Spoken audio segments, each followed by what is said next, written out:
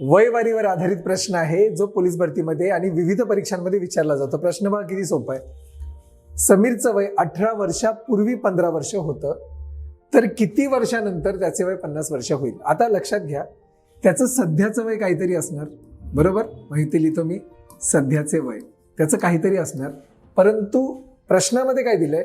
18 वर्षापूर्वी त्याचं वय 15 वर्ष होतं. म्हणजे बघा, 18 वर्षापूर्वी इथे लिहितो, त्याचं वय किती दिलंय? 18 वर्षापूर्वीचं वय ते दिलंय 15 वर्ष, बरोबर? मग मला सांगा, जर 18 वर्षापूर्वी 15 वर्ष त्याचं वय होतं, तर आत्ता 18 वर्ष उलटली की नाही त्याला?